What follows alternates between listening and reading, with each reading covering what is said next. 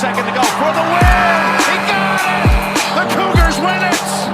Number one remains number one. Cougars reset. Jackson again finds it. And the Houston Cougars go from the first four out to the Sweet 16. Stick it in your pipe and smoke it, baby. Yes! Welcome to the Scott Holm podcast, where I, Sam, who I rarely introduce myself here at the top of the show. I feel like I introduced you guys, my co-hosts. I never introduced myself. Quite literally, guys, since the start of this podcast, which dating back to the 2015-2016 U of H athletic season, I would go so far, guys, as to say since the three of us, which I would say roughly around 2006, 2007, all I think really became well and truly U of H fans, I would say the Houston Cougar weekend /week that we just experienced might go down as the most successful regular season week that we've all experienced. I think I try to praise the topics at hand because, one, I want you to listen to the show. I don't want you to be like, yeah, it wasn't a really great podcast. I don't feel the need to tune in further. But I think also because genuinely there always are really exciting things to talk about within this athletic department, fall, winter, or spring. But Dustin, what a weekend it was. Yeah, pretty remarkable. You mentioned right before we started recording that you were going to make the top weekend argument, and I can't say that I spent a lot of time researching other weekends, but it's hard to imagine what other combination of regular season Cougar sporting events we could have had in a single weekend that rivals the one we just had. So that I think speaks to how much fun we all had as Cougar fans this past weekend, and how much fun this podcast I'm sure is going to be. Bobby, how you doing, friend? Man, I'm great. We just said all that, and really, like Dustin, I didn't really research it, but you think about it and you're like, I can't really think of one that's better. Guys, one of the bat and ball sports, not the spoiler alert here, literally lost the series, and we are pumped about it.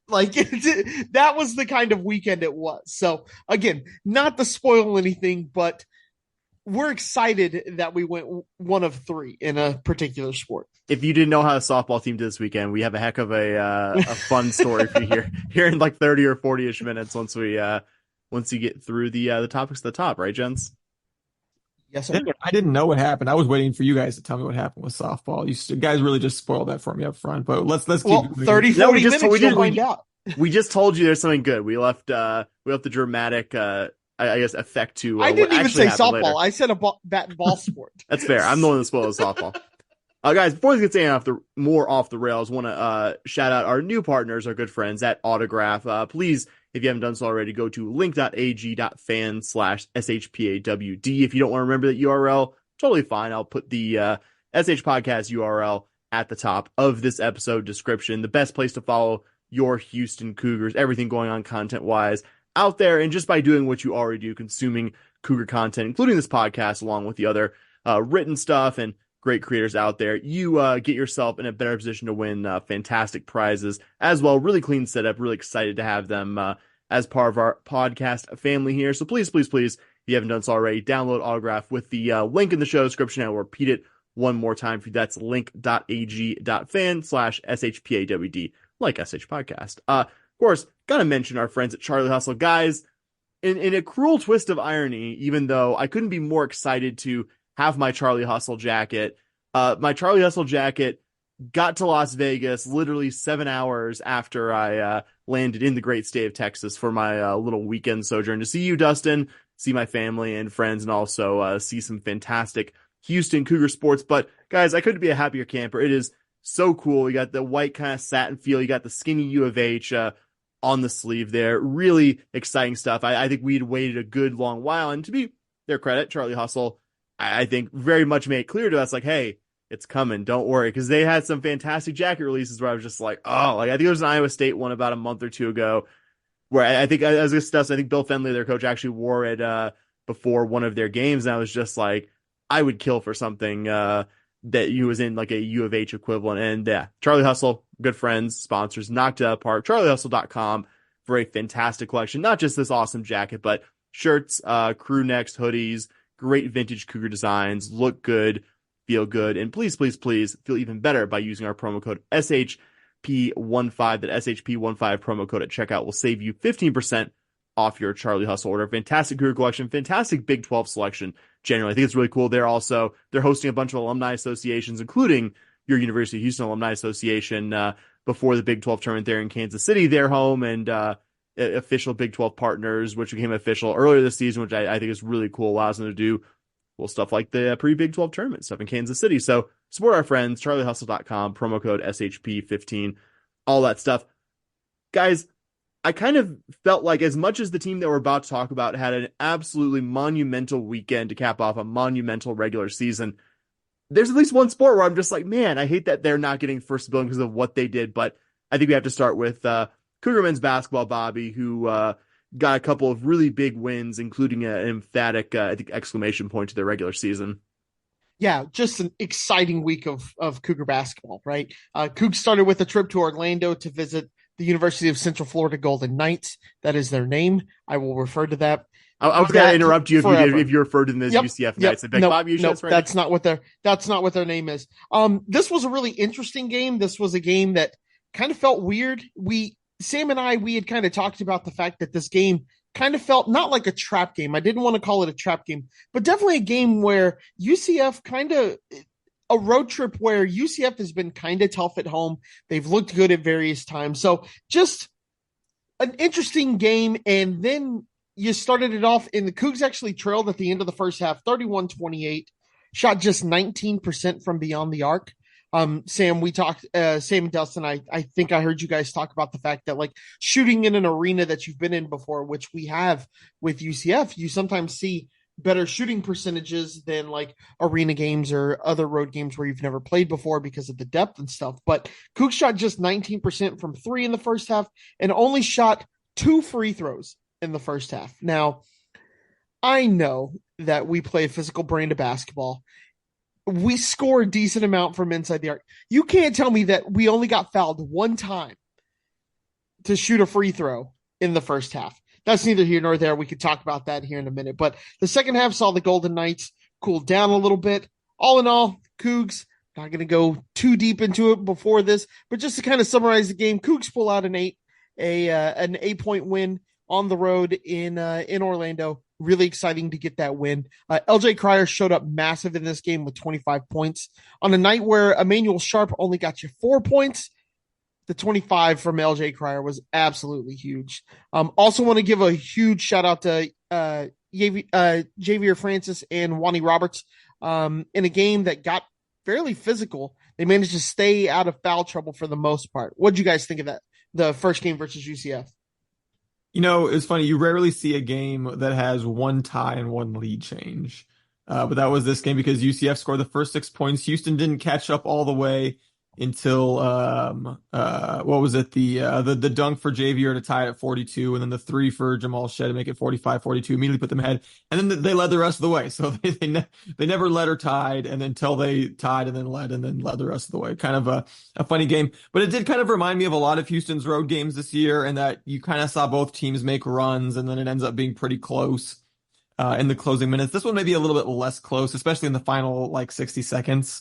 Than a lot of Houston's road games have been, which have been largely determined in the last 60 seconds, if not even a smaller number of seconds. But remarkably, in 6 out of Houston's last 7 road games now came out on top, which is just an insane accomplishment in what is both the best conference in the sport and the conference that saw the 3rd fewest road wins over the course of the season. So just really, really impressive. And yeah, it was only their second game without JoJo Tugler, being down to 8 available scholarship players. 0 points from the bench. Then you kind of mentioned Emmanuel Sharp having an off night too, but I mean, you just won because your 4 other starters really stepped up in a big way.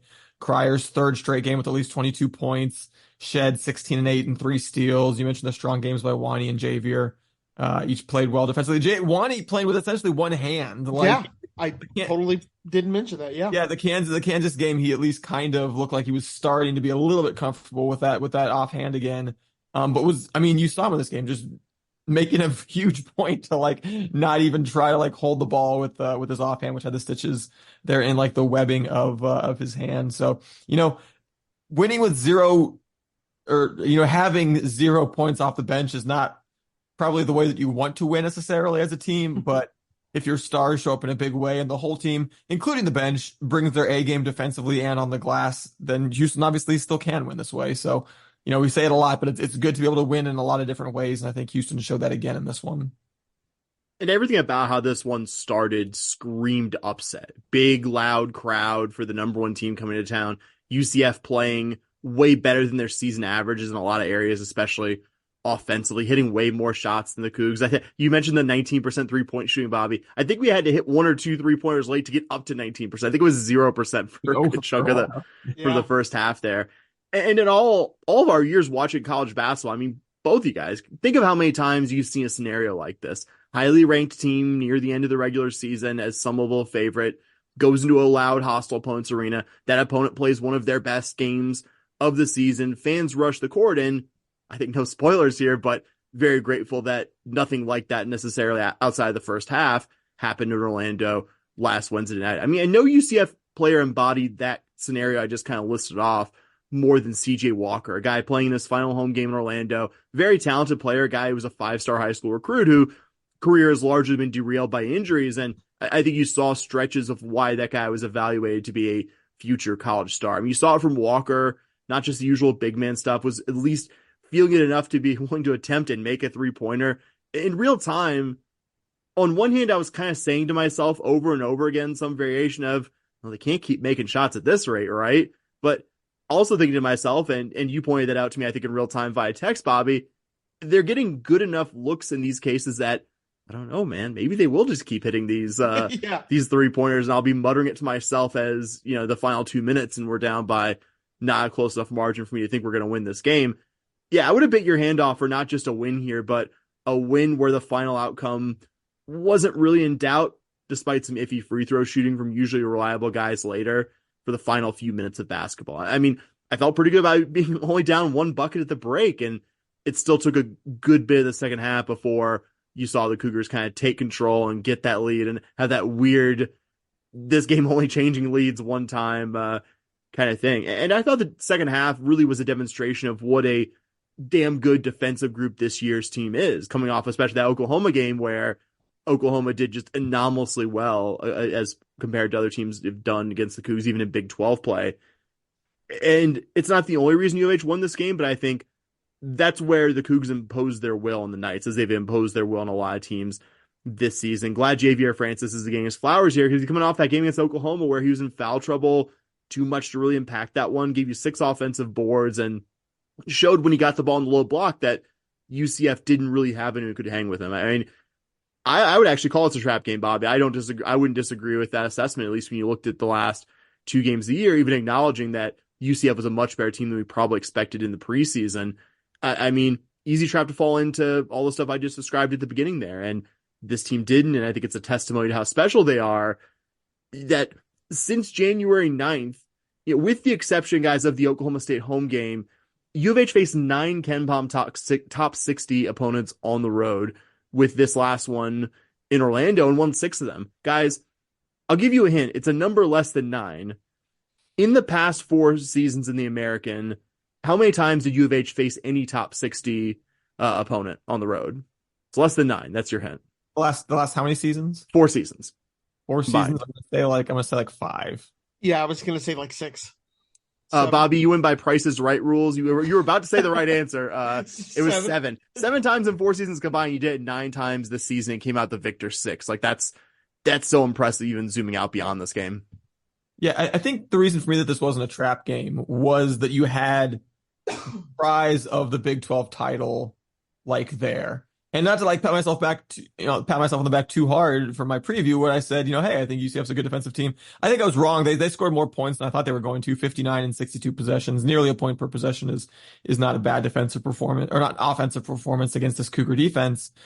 But I kind of said is like, I don't think Jamal Shed and Juwan Roberts are going to let this team lose with a Big 12 title on the line. They didn't. And LJ Cryer certainly was a big part of that too, with the game he had, and Javier, like we mentioned as well. But the veteran leaders on this team just were not going to let Houston lose this game with the Big 12 title hanging in the balance, and they didn't, and got to grab that share of the Big 12 title, at least a share. Spoiler alert, they did a little better than it should, but yeah, that for me was, I think, a huge story in this game was those guys just not being willing to let this team lose. Yeah, and to Dustin's point, that game did give us the share of the Big 12 title. Heading into Saturday, the Cougs needed a win against Kansas, or they needed Iowa State to lose to Kansas State. And right as tip-off happened, we see the realization and the final score of Kansas State beating Iowa State, and your Cougars are Big 12 regular season champions. We already were, but now it is a solo title. How great it was. And, kind of the crazy thing about this is it rendered the Kansas game pointless. You wanted to beat them, but in the grand scheme of things, you're the 1 seed, you got the title, you're the solo champ. It kind of rendered the game useless, but man, the Cougs did not play like that game did not suddenly matter. Man, I was, I'm sitting here at the house and my mind is blown. You guys are at the game, so I'm going to defer to you guys a lot on this. But that score gets up to 29-9, and I text you guys. I'm like, are we up 20 on Kansas right now? Like, this is insane. And we won by more than 20. We won by 30. We had bigger leads than 20, but that 20-point lead just felt unreal to me. That Kansas was in our arena, we're beating them by 20, and it doesn't look like they're going to even get close to us. Houston got the next 5. It was 34-9. Yeah, we ran them out of the building. It was just a good old-fashioned ass kicking, and it just felt great. And as much as I want to talk about this game from a statistic or X's and O's perspective, you guys were there. I really want to lean into you guys and talk to you what it was like being in Fertitta. That place was insane on TV. It looked crazy in that place. And what was it like celebrating our first ever Big 12 title? Guys, Sam, go ahead, bud.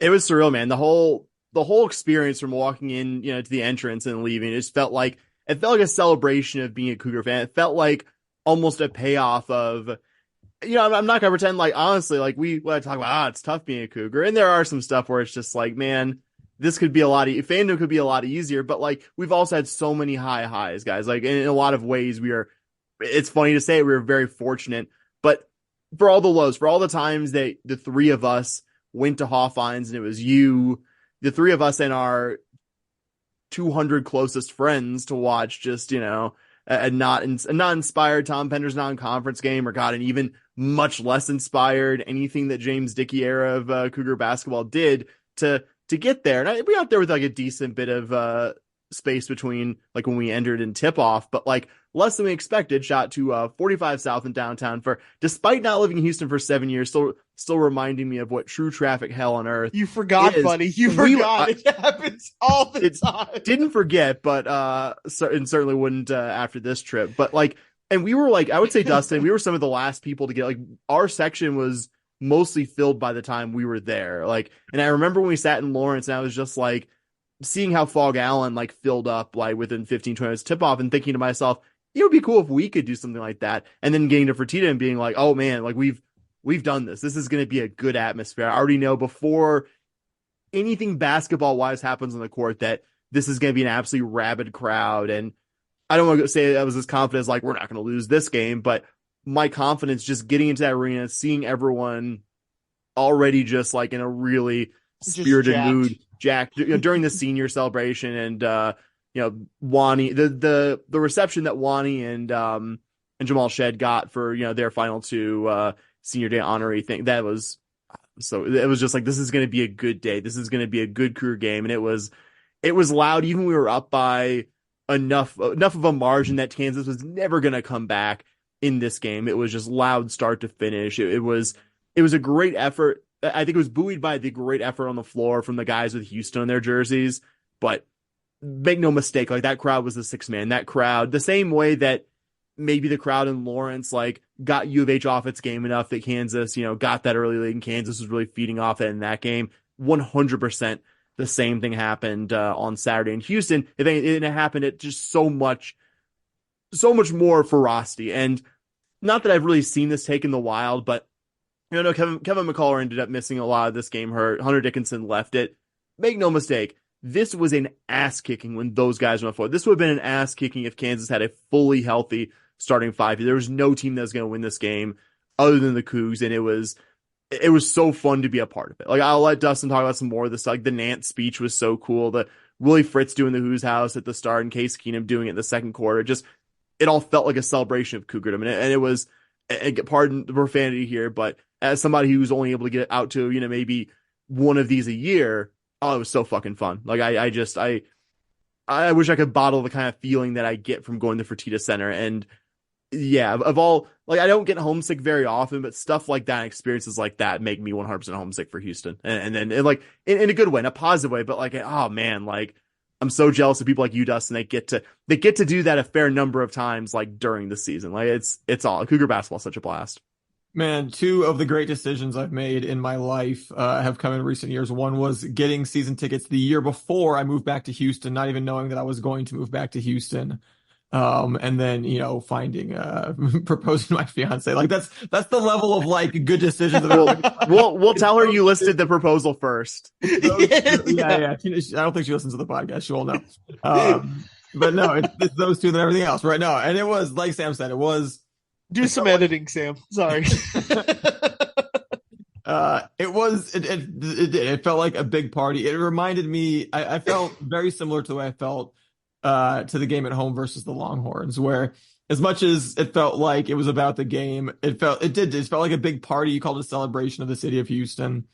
And it was just an unbelievable atmosphere from start to finish. Outcome of the game just never really in doubt, especially once it got going.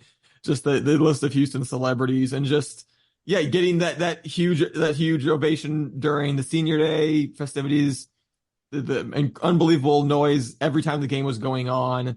The cheer that we got when they announced on the board that Kansas State had won and therefore Houston was the outright Big 12 champions. And then all the way through to Jim Nance's speech as he got his banner unveiled as the voice of March Madness, which, I mean, you talked about, harkening back to watching games with the three of us in empty, I love it. I love the story you're about to tell. Alliance Pavilion. I mean, that was Jim Nance, man. He showed up when we were terrible. There's the first year that I was at U of H. I believe we were playing Middle Tennessee State at home, and early on in the first half, we just we're like, oh crap, that's Jim Nance sitting courtside. We're like, and you just kind of look around at this, just again, just like 85% empty basketball arena as we're playing okay against the Middle Tennessee State, and it's just like, well, I bet he's never coming back to a game. Like, this is terrible, but it was the opposite. He always came back, even in that game. At halftime, he came over, shook hands with every student that wanted to shake hands with him. Said, very similar to what he said here, is that you guys are, he told us, even when there was a few of us, he said, you guys are all making us proud as alumni. And I thought it was cool that in his speech, he kind of said something similar about everyone. Very similar, yeah. Proud as alumni. So for him, he has the same outlook, the same energy when there's 25 of us cheering on a bad team as when there's an arena of thousands, a completely jam-packed arena cheering on the number one team in the country. He's going to be there, and he's going to be himself regardless. But I bet even for him, it's a lot more fun to watch this team be really good in a jam-packed Fertitta Center. So I was just so happy for him. And then so happy for Ryan Elvin, man. The years he put in this program, he got the start in this game, got played for the first couple of minutes, didn't get any points right away, but then came back in before the under 4 media timeout. They gave him, I think, more of a run at the end than they have been most of the year. I think on purpose. And yeah, got the couple of free throws, got a real big noise. And then when he hits the three in the corner, Jamal Shedd's final assist ever in the Fertitta Center was hitting Ryan Elvin in the corner for that beautiful three.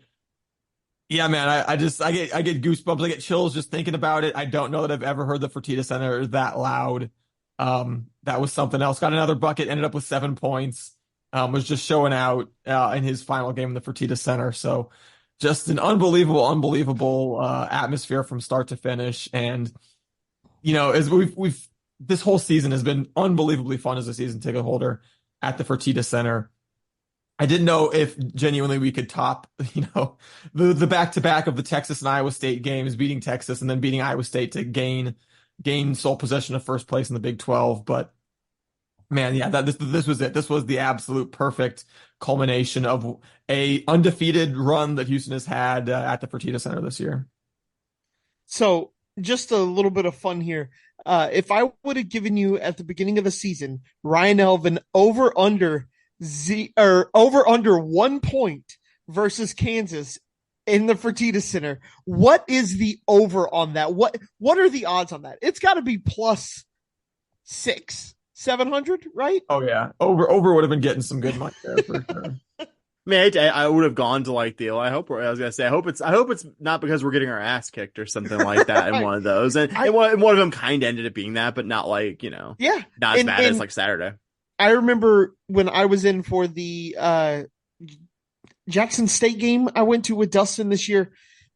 The students started chanting for Ryan Elvin like with 11 minutes left to go in the game, and I was like, "Come on, man!" And Dustin was actually looks at me and goes, "Man, we got the Big 12. This may be one of the last chances he gets to play." And I was like, you're probably right. He played a lot this year, guys. Yes. He played way more than we probably expected. So you're right. That was just an awesome moment to see a guy who, preferred walk on, has given a lot to the in terms of what he brings to the team. He's a classic glue guy that and even his senior video, you hear a lot of the guys talking about like, hey, he's the one who keeps us responsible out there. He's the one that if we get lazy in practice, you can count on Ryan Elvin. So yeah, to your point, Dustin, awesome moment here. Just something that was discussed. I don't know if you guys went back and watched the game, but at halftime, they're actually talking to Bill Self, and the sideline reporter comes on and goes, yeah, if this game continues to go, Coach Self said that he's probably going to pull some of his players and, just get ready for Kansas City. And you're just like, yeah, that's an ass whipping, boys. That's an ass whipping. All right. Yeah, we made Bill Self wave. Question if he should. Yeah. That's what we did. So just what an experience watching, what an experience as a Cougar fan. And I can imagine how great it was being in the arena. And I don't know which one of you went live on the account to show the celebration, but thank you. Good looking out, boys. All right. So before we go to sorry, go ahead, Dustin. I was gonna say before we leave, I just have a couple more points I wanted to throw out in regards to this game. And I do, we wanted to talk about the vibes, but I mean, you got to throw out some numbers there as well. From this. Kansas, fewest points in a road game under Bill Self. Their first 30-point conference loss since the year 2000. First time ever not hitting 50 points in a Big 12 game. First time not hitting 50 points in a conference game since 1982. Man, you're not going to see a more stark difference home versus away. Kansas missing 14 shots the entire game up in Allen Fieldhouse, and then missing 14 of their first 17 shots in this one. Just absolutely wild stuff. And the only other thing I wanted to say before we move on here. Yeah, of course. Said Lot, man. Said Lot played excellent. So, he got in some foul trouble, picked up more fouls than you'd like, but he made a bunch of big plays in this one. I think something that's been really looming over the end of this Cougar season the last week or so, ever since we got news that JoJo Tugler is out, is you go, okay, does that kind of, lessen your ability to make a deep run in the NCAA tournament if you don't have JoJo Tugler coming off the bench? And Said Lot is not JoJo Tugler. He doesn't have to go out there and be JoJo Tugler. But I think what he showed in this game is, hey, he is ready to step up in a really, really big game and make some big plays against really, really good teams. And he is someone who the staff actually can rely on to be, not only to just eat up minutes in the postseason, but eat up minutes and be making good plays and not be just a big liability out there like you might expect from a true freshman that you weren't really thinking was going to play meaningful minutes this year. I was going to say, I think having the first game in the memory bank made that dominance that U of H inflicted on Kansas that much more satisfying, because this wasn't just Kansas's worst road loss the current season. Dustin just listed off all the ways this is just a unbelievably just decisive margin of defeat for that program, for that very Tiffany college basketball program. This game was U of H imposing its will, making Kansas quit. And if you don't want to take my word for it as some guy on a podcast, go read Bill Self's post-game comments and take it for one of the most accomplished coaches in college basketball history. He said basically the same thing I just did, that the Cougs made the Jayhawks quit in no uncertain terms. And I want to wind up to give myself a pat on the back here, because you can go back to the first game and kind of understand why the Cougs just ran away with this one in so many ways. The ability, I think, to turn the Jayhawks over above all else, because as much as it felt like everything went wrong in Allen Fieldhouse, the Cougs still in that one did a fantastic job turning them over in that one. obviously it only goes so far when your opponent isn't missing any shots, but and I think that was the biggest reason for optimism when we talked about this game, previewing it, Dustin, before, there was a return game, and Kansas ended up with a whopping 18 turnovers once again. And I just want to add to Dustin's praising of said lot, because you were 100% correct in the pregame, Dustin, to present concerns about the possibility of said going head to head with a high level veteran big man like Hunter Dickinson. And we basically had the worst case scenario throughout this game in terms of Javier Francis being in foul trouble and said kind of getting thrown to the deep end. But I thought later on, when Javier was on the bench with 4 fouls in the second half, and U of H was, I think, really putting the last bits of dirt on the Jayhawks in this game, he played intelligently with 3 fouls. There was a possession where Dickinson ended up getting, kind of a baby hook shot there, where Said held his own, but didn't let Dickinson bait him into a stupid foul in an and-one situation. Because, in that situation, Dickinson making that baby hook shot was less important than U of H's only 2 scholarship big men or centers being on the bench with 4 fouls. I think a big testament to how basketball smart this fan base is, kind of end my thoughts here, starting where we began with the crowd.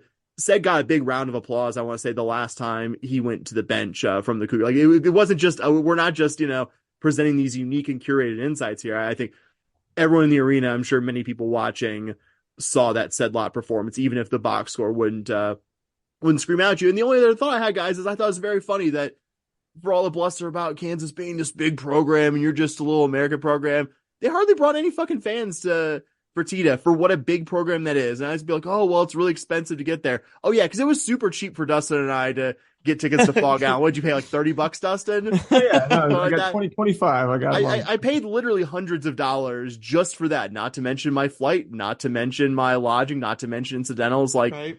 And more Cougar fans were 100% at Allen Fieldhouse for that first game. And I know it's not Kansas's best year by their standards, but if you're this gold standard program, like like Memphis, which I loathe to praise anything about Memphis, but Memphis, absolutely, the game I went to last year with Dustin brought more fans to that one than Kansas did on Saturday. So I'm just gonna leave that little cherry of that fan base who I just have no fucking time for at the end of this basketball. That's my last. Y'all made him honestly. drop 2 F-bombs. Way to go, Kansas. Exactly.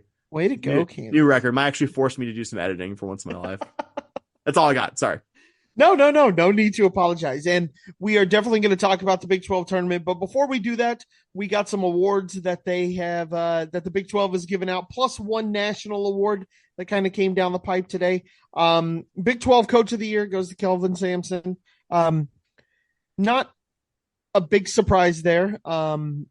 Usually your conference championship coach who comes over from a lower ranked conference and wins it tends to have a pretty good argument for Coach of the Year, especially when he loses 2 first-round draft picks. So LJ Cryer gets second team All Big 12, Wani third team All Big 12, Javier Francis All Big 12 honorable mention, and Emmanuel Sharp got that, and JoJo Tugler All Big 12 freshman.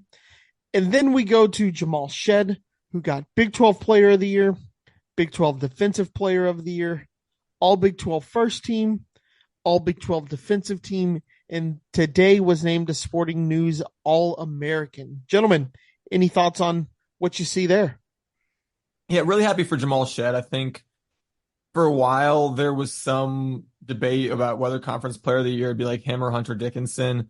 But I think the way that he played and the way that Houston played down the stretch made it kind of to the point where there was no real, I don't think, argument for anyone other than Jamal Shed being the Big 12 Player of the Year. And I think same for him being the Big 12 Defensive Player of the Year as well. There was just like, not that there wasn't anyone else that played really high level defense in the Big 12, but just the level that Houston played at, the level that Jamal Shed played at, it's like, how are you going to honestly put anyone else in front of him in that line? And then kind of the same with Kelvin Sampson for Coach of the Year. You know, there were a lot of guys that had a strong argument. There's like at least 3 other schools, you know, whose fans are like really wanted their guy to be in consideration for this award, if not a national award. You know, Grant McCaslin at Texas Tech, the kind of situation he inherited and got them really competitive and above 500 and battling in the Big 12 right away after inheriting kind of a mess. Like, that's damn impressive. TJ Otzelberger had an fantastic year for Iowa State. Kelvin Sampson, you know, in some, you know, being a little bit generous, maybe said that he thought that Otzelberger should have won it over him. Mark Pope, BYU was under 500 in the West conference last year, went above 500 in the Big 12 this year. Like that's a remarkable turnaround job there. But at the same time, how are you going to put anyone ahead of Kelvin Sampson? I say this nationally, and I know that there's a good chance Kelvin Sampson won't win every National Coach of the Year award, and I think any award he doesn't win is terrible, because genuinely, what are you going to say? The guy lost a lottery pick, a first-team All-American, a 10-point per game starter, his top glue guy. And then once this season started, he lost 3 key contributors to injuries, to season-ending injuries, and all that. Oh, yeah, by the way, you got to step up from the minor leagues to the best conference in the sport as you're dealing with all that. And he won the Big 12 by 2 games, and he's coaching the team that's number 1 in every poll or metric. Like, I'm not saying that there's not some other coaches in the Big 12 and around the country that had good years, but like, genuinely, what do you say to any of that? Like, how does anyone, yeah, but Hubert Davis that like won the ACC. And it's pretty hard to win at UNC, Dust. Yeah. Yeah. No one's ever done that. Yeah. I mean, Coach Joe. like, again, not that no one else in the country deserves to be in the conversation or did a good job, but like, yeah, what Kelvin Sampson has outdone even himself this year. And that is something, because I didn't think our expectations of him could have been any higher than they were coming into this season. And yet somehow he exceeded, I think, even our, pretty optimistic expectations for the season. Yeah, Jamal Shead deservedly grabbed that absolute glut of hardware that you guys talked about on just about every first-team All-American team that I have seen various publications put out there. I wanted to shout out a couple guys who also are on the awards group. LJ Cryer deservedly getting second team All Big 12 for a season where I think he showed he was so much more than just an incredible scorer, which he was at Baylor. But I think I was gonna say there were questions, quite frankly, from him, like when he joined this program, like about other areas of his game where he wanted to get better. And I think emphatic check marks there. Like this guy, if you don't believe he's the best individual defender, that's fine. It's probably Jamal Shead in the starting 5, but you don't having the number 1 consensus defense like the Cougars do if LJ Cryer isn't a positive contributor there and a better all-around basketball player than I think he ever was at Baylor, which again, he was a good basketball player at Baylor. He was starting from a very strong position there. So that says a lot. And especially with the last month or so he's had, like, didn't have the strongest start to the season for, I think, the crazy high expectations that we had for the guy. But man, he's been so important to this last month or so, and the Cougars finishing the season as strong as they did. And I thought it impressed me from the people that, vote for these awards that Javier Francis got honorable mention, because if you don't watch the games really closely, you wouldn't appreciate Francis's impact just based on the counting stats, even though he has, I think good stuff for blocking and rebounding. His per 40 stuff is off the charts, but not necessarily a guy whose numbers immediately jump out at you. But I think he was such an impactful guy for this team in Big 12 play and why this team is where it is right now. And I was pleasantly surprised and very happy when I was singing an Intercontinental and saw that Javier Francis was among the all-conference honorees. So yeah, that's my unique thoughts. Obviously, very much agree with Dustin. Kelvin Sampson, it is a testament to Big 12 basketball that there are a few other guys, I think McCaslin, Pope, and Oswald Chief among them, who did very good jobs this year, who absolutely should be among the coaches in the conversation for best coaching jobs in Division I this year. But in my very biased opinion, none of them touch Kelvin Sampson. And again, to take my word for it, the people who vote on these things, who I think collectively probably watch a fair amount of basketball, seem to take our side on this one. Yeah, I'm super excited for Shed to get all the awards that he did. Deserves all of them. I wouldn't be surprised. I mean, he's a finalist for some of the top player of the year awards. The Bob Cousy Award, I think I saw. Yeah. So, I mean, no surprises here that he got that, but to be player of the year and defensive player of the year just really shows that Jamal Shead, because a lot of times when to your point, Sam, counting stats, a lot of times people see those. And when you look at Jamal Shead, you go, that's pretty good. But to also get defensive player, that means you're putting it up on the offensive end and the defensive end at both times. So super excited for Jamal there, and just really excited. So y'all want to talk Big 12 tournament? Maybe at least a little bit. There's not a ton to talk about really, because when you're the 1 seed, you're automatically in the quarters and you don't really know who you're playing yet. But it looks like it's going to be between OU and TCU, both teams that played us close this year. So not exactly excited about those matchups. The loss to TCU in the last second win over OU. So not super excited to play either one of those teams, but it is the Big 12. Any matchup you get really is going to be a difficult one. Guys, like I said, I don't have too much on it because it is it's pretty early and we don't really know who we're playing or things like that. But what are your thoughts headed into the Big 12 tournament? Go for it, Sam. Oh, my bad. I think for me personally, I just like to see U of H make the semifinals after winning that opening game against TCU or Oklahoma. I mean, I won't be devastated if they don't. I think really the worst case scenario for me would be U of H playing 3 games because they made the championship, but losing that third game. So you get all the wear and tear of the maximum number of tournament games you could play in U of H's station without the hardware. And I love conference tournament basketball, guys. Like, I'm going to spend my hard-earned American money this weekend attending 2 championship games out here in Vegas on Saturday because my significant other's out of town. I love it. But U of H has nothing to gain other than pride and bragging rights, which aren't nothing. And I know, and like Kelvin Sampson, he said as much since then. Kelvin Sampson's not going to just like play his bench and try to get out of this tournament as quickly as possible. The man only knows trying to win. Like I think, and that's most coaches out there. I'm not trying to paint Kelvin Sampson as very unique in that regard, but like, that's how I feel about this tournament. I love conference tournament basketball. It is, I think, a more important part than maybe people will acknowledge about what makes this part of the year sporting wise very exciting. But I guess I'm grateful that U of H station in the sport is such that this tournament doesn't mean a thing, especially since you have the regular season hardware as well. It'd be great to go 2 for 2. If it somehow happens, that'll be great. And I'll be celebrating and I'll be talking about how cool it is on this podcast. But I think that's my general thing. And I've watched actually a decent chunk of the first 2 Big 12 games, the quote unquote worst games this tournament. That's how much I love it. But like, that's more just as a general college basketball liker as opposed to someone who's really like dying to see U of H, win this thing. It's like you said, it's such a champagne problem to have. Like, it doesn't matter how we do. Like, there's literally nothing we could do to not be so locked into one of the 1 seeds come Selection Sunday. Yeah, part of the reason Kelvin Sampson is not going to start his bench in this one is he doesn't have enough bench to start them. Yeah. A starter's going to have to play. A regular starter's going to have to play. Even if Ryan Elvin's out there for 40 minutes, you're going to have to play some starters as well. Technically a starter. Yeah. He started he started 1 game in a row actually as of this recording. But no, you get TCU or OU, 2 teams that played you real close, but also in true road games, you didn't get a home game against either of those teams. I'm kind of the opinion I would be perfectly happy for us to lose in the quarterfinals in our first game and just stay healthy and get ready for the NCAA tournament.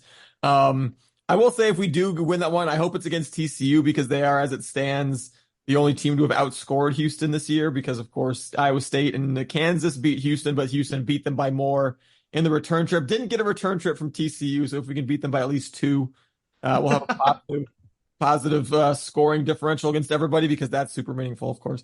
But no, I think it is kind of you call it a champagne problem. I have it in my notes as the elephant in the room, which is do we even want Houston to be here?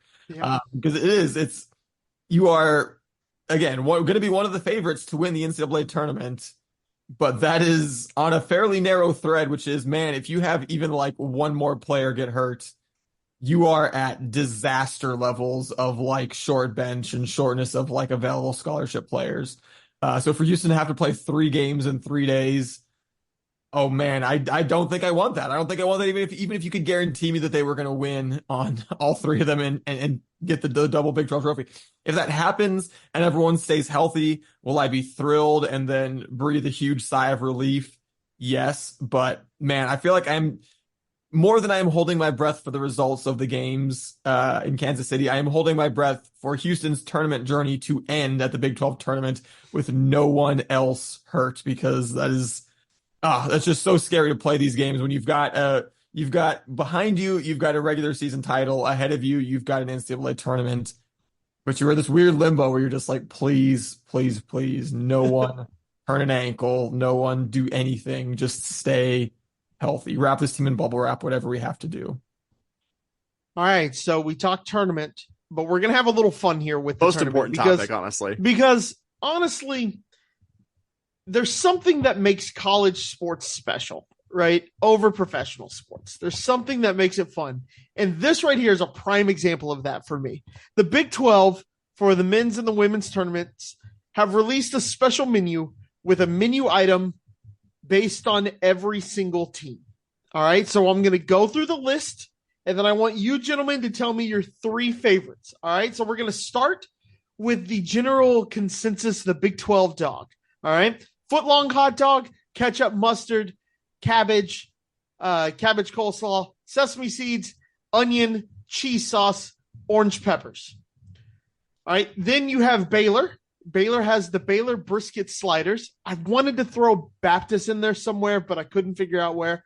Dr. Pepper glazed brisket with sweet coleslaw in a brioche bun.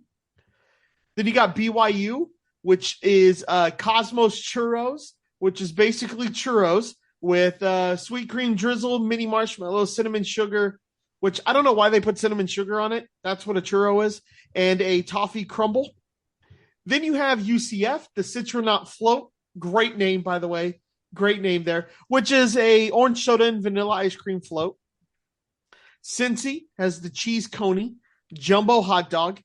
They made sure that they specified that it was Cincinnati style chili, topped with onion and cheddar cheese. It's like no grade A meat in this at all. Yeah, It's grade this is going C to or be lower. terrible. We want you to know. And then our great Houston Cougars, you have Shasta's brisket tacos, beef brisket, corn and black bean salsa, cilantro and lime on corn tortillas. Iowa State has the Iowa State green chili pork walking taco, green chili pork, shredded lettuce, sour cream, cheddar and pepper jack cheese, all packed into a bag of Doritos. Kansas is the Big J's loaded mac and cheese, cavatappi pasta, cheese sauce, house smoked pulled pork, barbecue sauce, fried onions, pepper flakes. Then you have Kansas State, which is the Power Cat PB&J, a fried peanut butter and jelly sandwich topped with powdered sugar. So basically a fried Uncrustable. If you have any questions about what it is, it's a fried Uncrustable. Google's your friend. OU is doing the Oklahoma onion burger, all beef patty topped with Tabasco fried onions paired with a ranch dipping sauce.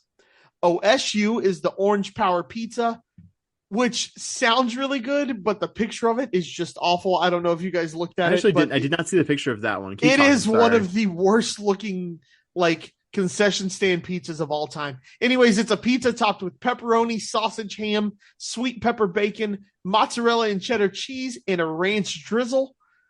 TCU, also a weird one. Cowtown loaded tots, tater tots, queso, brisket, corn and black bean salsa topped with the Horned Frog purple sour cream. It looks radioactive. I don't know if when you guys were kids you had purple ketchup, but it looks just like that. It does not look like something you should eat. Texas has the Big Bertha loaded baked potato. It's a loaded baked potato with brisket in it. I don't need to walk through Texans about what a loaded baked potato is. Texas Tech is the Masked Rider burger. All beef patty, cheese, fried onion ring, pickled jalapenos, and the Red Raider barbecue sauce. And then finally, you have West Virginia, which has the Mountaineer pepperoni roll, which is basically a sliced pepperoni and mozzarella cheese layered into a buttered roll. Dustin, hit me with your 3 favorite. All right, so this is maybe a homer pick, but I liked it anyway. I'm going with Shasta's brisket tacos right up top. And I mean, you got to throw a huge asterisk here because anytime you put brisket in anything, I feel like that is one of those meats, or even more than usual, large variation in how good you could, it is based on how good the brisket is. And so I don't know that I'm like wildly confident that at a basketball arena that you're getting really good brisket, but it's in Kansas City, so I'm going to choose to believe that they probably are doing a decent job with it there. And I love me some brisket tacos, so cilantro and lime, I'm all about it. So that was right up there for me. The Masked Rider burger sounded real good to me as well. The fried onion ring, the sweet pickled jalapenos barbecue sauce on a burger is a combo that not hard to get that one right, and always pretty good in my opinion. And then I'm a slut for churros, so Cosmos churros, I got to throw that in there as well. I got to get my one sweet to go with my 2 meals there. I'm never turning down I've never in my life, not one single time in my life, has anyone ever been like, do you want to get churros or do you want a churro? And has the answer not been yes. So I'm not going to pretend like I wouldn't be ordering a churro if I was in Kansas City this weekend. Side note, if you're ever having like you want a churro and you aren't going to a fair anytime soon, the fried churros at Jack in the Box, really good. Just in Not case bad. you haven't had it. We'll co-sign that. There's specifically a churro place that is within like short drive of my domicile at the moment, which Okay, nice. my partner and I have taken advantage of on multiple occasions, I will say. Nice. So Bobby, Sam? I thought about this one a lot. I tried to almost make it like a 3-course meal in terms of the items I picked, but obviously I think I had 3 I liked a lot. So I wanted to start with kind of the meal course here. That's your Oklahoma onion burger. I love onions. I have a running joke with my significant other that when they go out of town this weekend, I'm going to eat a meal that's just caramelized onions. Don't worry. If my mom and dad are listening, I'm not going to be doing that, but That's just French onion soup. Exactly. That's I all love that onions, is. though. That's the point.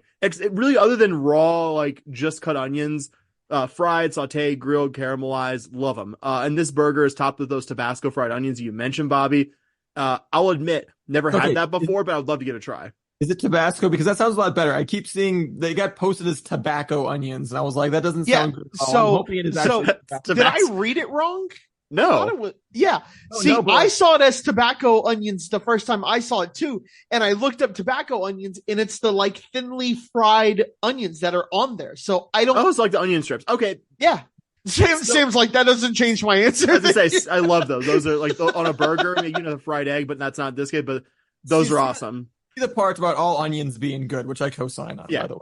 Yeah, I hate onions. So more for y'all. I know. Table this. But that's my main course. I'm going to pair that with the UCF Citronaut drink, that orange soda float that you're mentioning, Bobby. I mean, we kind of have a love-hate relationship with the University of Central Florida here, though probably more love than hate lately. You do. I don't. The Central Florida guests we've had have been fantastic. Yes, I will give them that. We've had multiple sons of UCF on, and they've had us on their show, and just like I couldn't invent anything bad about those guys. That's helping it there. But frankly, guys, the cream, like no matter your feelings on UCF, that creamsicle combination of orange and vanilla, it's a pretty unbeatable combo. And for dessert, I really thought about the churro, but like, I'm sorry, I don't trust people in Utah to make a churro. Like, I don't trust people in Utah to make anything with flavor. And you can interpret that comment. They're not making it. However, I'm choosing. I just picture a bunch of Mormons like, I guess this is how you do it. It's like I'm sorry. I don't even tangentially associate with it. I don't trust it. So I'm going with the BYU Alumni Association just back there frying churros. Yeah, but the guys in like the little the white shorts, the white dress shirts, like Elder Smith. These are some really good. No, but the fried PB&J, like, joke aside, the fried PB&J intrigued me. So that's my dessert course. I think I've done about 4,000 calories here and calcified my arteries even further, but that sounds like a pretty tasty meal. So shout out to the Big 12 because good idea. And really, like, there isn't an item where if someone was like, hey, you want to try this, of all the stuff you like mentioned, I'd be like, oh no.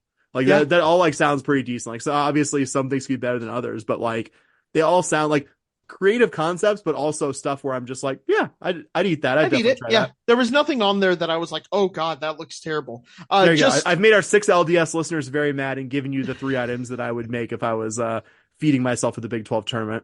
I kind of set it up like you, Sam. I wanted to give myself a meal.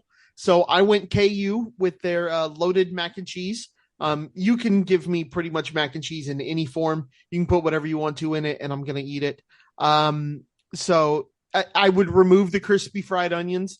But I'll go ahead and take that there. The loaded mac and cheese. You need a drink, so you got to go with the Citronaut float. And then finally the BYU churros. That was what I went with. The best response to this list though was, a KU fan. I don't know if it was Bosco's boys, but it was definitely a Kansas State fan had their, fried PB&J. They took a picture of it and they go, our food is a turnover. Literally, it's a turnover. And I was like, it is. That's pretty good. That's pretty good, guys. And he was just so mad about it. So I got a kick out of that. I think this is really cool. When I saw it, I sent it to you guys and I said the American would never, even though they could, right? Yeah, like a lot of good food cities, yeah. But this is one of the cool things about joining a conference like this. You have people, you have the best of the best thinking of fun engagement, things like this to really get your fans kind of fired up about various things. So I I think this is really cool. I wanted to talk it out with you guys and see what you guys thought about that menu. So how do y'all feel after we've discussed basketball for a while, moving on to baseball? Let's do it. All right. So Cougars opened up Big 12 play. Now the basketball's wrapped up their Big 12 play. It's time for baseball to start up with theirs. And we got our first taste with baseball taking on Baylor. So Baylor came into Houston, and the Cougars had a pretty good weekend against them. We'll go game by game. We can kind of break it down that way. Friday, Coogs fell behind in the first on a fielder's choice, but they bounced back in the fourth on a single to tie it up, and then Jake Reynes single brings in 2 more runs. Baylor tied it up in the fifth, but the Cougs score in the bottom of the fifth to take the lead 4-3 and win by that final score. First thing I was looking at when I looked at the box score of this game was the walk to strikeout ratio. That's something that we've talked about a lot this year. We said we wanted to see that be much better going into the year. And Jokin had a 3-walk, 4 strikeout night. So not the best we've seen from him, but he is starting to throw more pitches. I don't know if you guys noticed that, but we're starting to see a tick up in his total number of pitches. That was one of the things that we kind of talked about was what's going on. You know, he was kind of getting taken out kind of early. So watching his pitch count go up is pretty good. And then Calamato going 3 2/3 in relief is super exciting. What'd y'all think of Friday night? Yeah, I was really excited by the performance out of the 2 guys out of the pen. Kyle Calamato with a 3.2 scoreless, like you said, 4 strikeouts, just 1 walk. Torrealba then came in and slammed the door shut in the 9th. And really it was kind of a continuation of, a game that was going on as we were recording last week, the Sam Houston game, the first game of the Don Sanders Cup that Houston ended up winning 2-1 on the walk-off, 2-run double by freshman Ace Reese in the 9th inning. Former Cougar Malachi Lott actually was the losing pitcher in that one for Sam Houston, which was a nice little a moment there. But yeah, I mean, that was a fantastic bullpen game. And we've seen over the course of the early on in the year, we've seen the bullpen kind of be up and down for this Cougar team. And when they had the bullpen game, when you had 5 pitchers combining to, go 9 innings, only allow 1 run, that was really encouraging. And then in this one, when you got 4 2/3 scoreless innings out of your bullpen between Calamato and Torrealba, really, really good sign for this Cougar lineup. Because, we've seen some exciting things from some of the starting pitching. I think we all really like this lineup. If the pitching, especially the bullpen pitching, performs at the level we saw this weekend and we saw in Friday's game, I think that's going to be a really good sign for how tough this team can be going forward. Yeah, the only thing I wanted to add about Friday night's game is that that 4th inning where U of H got on the board, I think, one, showed how this team is really capable of putting up a crooked number, even if they get off to a bit of a slow start. But that you have so many, and then my second point, you have so many newcomers capable of contributing for you. That, I mean, basically everyone other than Justin Murray drawing a walk and being the first UH guy to score in that inning, it was all newcomers. Kenneth Jimenez drawing, and nearly all of it with 2 outs, by the way. Kenneth Jimenez drawing that walk to keep the inning alive there. Ace Reese scoring Murray and getting Jimenez 90 feet away, and then Harold Call drawing another walk to keep it alive, and then Jake Reynes eventually bringing home Jimenez. And not surprising, another newcomer we've talked about, I think even more on the show, Trey Jones, giving the Cougs the lead for good in that one. To, like you guys said, really great to see Calamato healthy enough to give you a really extended look out of the bullpen and effective enough to keep you in a close game against a conference opponent. I would just say my most broad thought about the weekend is that Baylor won't be one of the better Big 12 teams you see this season if early season results and kind of preseason projections are to be believed. But that's how you handle a series against one of the lesser teams in this league. You sweep them. And in the case of all 3 games, spend a pretty good chunk of them looking like the better team and holding some kind of lead. So that's kind of my general thought and kind of my unique Friday thoughts as well. I'm going to see Torrealba, who's looked really good at times this year and also had some kind of, outings where he just didn't have his stuff, really looked like he had his stuff in this one when the Cougs really did not have much margin for error to win that Friday night game. Yeah, and on Saturday, the Cougs got on Baylor starter Colin McKinney early, scored 1 in the first, 1 in the third, and then the 2-run home run in the 4th drove him out of the game. Cougs added 4 in the 7th to take a win, a shutout win, 8-0 over the Bears. Anytime you get a shutout performance from your pitching staff, you got to get excited for that. Antoine Jean going 5 1/3 with 11 strikeouts. Just super exciting to see that from your staff. We didn't have many doubts about this team's ability to hit, and to see the pitching come out and do that, to Sam's point, against a maybe not the best Baylor team that they've had, but a Big 12 team nonetheless, is still pretty exciting. Yeah, Jean has been fantastic through 4 starts now. Just 2 runs allowed over 19 innings in his 4 starts thus far. In this one and thus far this season. And then Paul Schmitz and Alex Solis-Schmitz, who we were really excited about as a freshman last year, was banged up coming into this season. Good to see him looking healthier and healthier and really effective. And then Solis, a freshman. Anytime you can get a freshman coming in where you're going to get a few years of them, if they're already contributing right away like Solis is, I think that's really exciting as well. So yet another game this week where the pitching staff showed you some really encouraging things. This one made me wish I had one more day in Houston and had the time to make it a doubleheader on campus and hit up this game after the Kansas game. Really dominant Cougar win. Antoine Jean, like you guys said, 11 strikeouts would have been a good day's of work. 11 strikeouts in 5 1/3 innings is pretty damn impressive. And It's funny, if you go inning by inning, Jean never had a 1-2-3 inning, but other than maybe like 2 on with 2 outs in the 5th, and when he handed the ball off to Paul Schmitz in the 6th, like he never really was in that much trouble. And even the 6th inning, first and second with 1 out, it's a little trouble, but it's not the kind of thing that's impossible to escape from. And I thought the Cougs did a lot of stuff really well at the plate, but drawing 7 walks as a team, always going to make it a lot easier when always going to be something that stands out to you. And Death Taxes and Justin Murray being absolutely on fire at the plate, guys. 3 for 4 with 2 ribbies in this one. And also want to shout out Jacob Shane Vogel getting his first homer of the season against the Baylor program he used to play for. All right, and then Sunday, a bit of a pitcher's duel. No runs until the 5th when Alex Lopez rips a double down the line. Baylor answers with 1 in the top half of the 6th. UH comes out right away to regain the lead on a 2-run shot. The Bears put up 1 in the 8th. Justin Murray comes into the game into the 9th, shuts down the Bears, and the Cougs sweep their first Big 12 series. I think the thing that has me most excited is this team is winning however it needs to. You can see games where they're going in and they're shutting people down. They're winning low-scoring games. They're winning shootouts. The pitching staff is better than I think we may have thought that it was going to be. And again, Sam, to your point, this isn't the best Big 12 team or the best Baylor team that we're going to see in the Big 12, but you saw some different things from the staff that the staff and this lineup that is going to get you really, really excited about this team going forward. And that was kind of my overall thought on the weekend, was just simply the team won how it needed to. It scraped by on Sunday in a pitcher's duel. Saturday, it shut someone out, and then it slugged its way to a win on Friday. Yeah, and it kind of goes against general college baseball tendency, guys, that the Sunday game was I think you correctly diagnosed it, Bobby, the pitcher's duel or the low-scoring one in the series. I think it does speak to a deeper, more effective Cougar pitching staff. How deep and how effective, I think, still kind of figuring that out, but I'd say deeper and more effective than the last couple seasons. Duncan Howard continuing to be a zone-pounding machine. Like 0 walks through 18 2/3 innings is crazy, guys. And win a season-long 6 innings against Baylor, only allowing 1 run laid off an Enzo Apodaca RBI triple in that last inning of work. Credit to Howard for also straining Apodaca to finish that outing.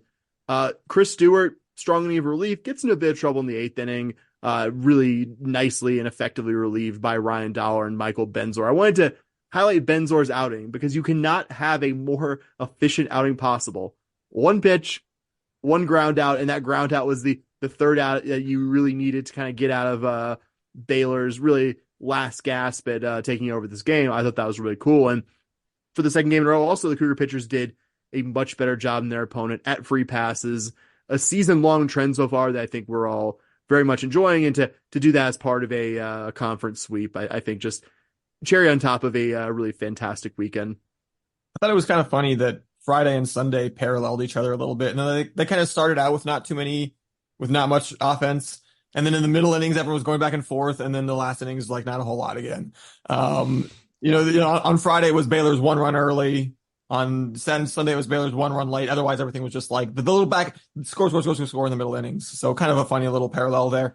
But yeah, like you mentioned, another strong start by Duncan Howard, who, a couple weeks ago, after a rough start against St. John's, we were pretty openly going like, well, they don't have a third starter yet. But, he looked better against Louisiana Lafayette last weekend, looked really good in this one.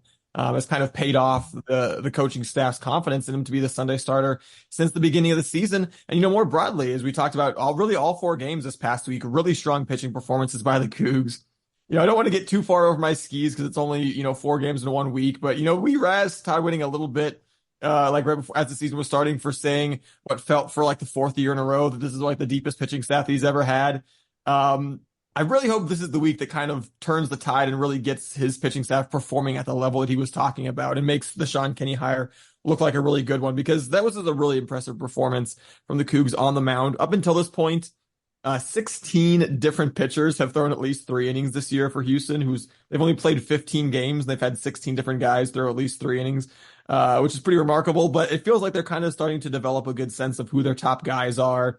We had 2 guys, Kyle Calametto and Paul Schmitz, who, they were the 2 returning strictly pitchers who I was the most excited about heading into the year. Turned out they were both hurt, but they're both starting to really round into form and look good. So, yeah, man, don't want to overreact to 1 week where you played 4 games against teams that are probably only pretty good. But, this week has me cautiously optimistic about the pitching staff. And kind of like I said, I already really like the lineup. Yeah, so got the Big 12 sweep, and this week there's no midweek game because you are headed to Provo, Utah to take on the BYU Cougars, and that series actually starts on a Thursday because BYU can't play on a Sunday. So they do have a midweek game, BYU does, but which would make sense because they're used to playing Thursday, Friday, Saturday. But the Cougs seem to have elected to not have a midweek game this week since they are traveling for that series on Thursday, Friday, Saturday. And kind of going through BYU, it doesn't really jump off the page at you anything they've done. They're not awful. They're not good.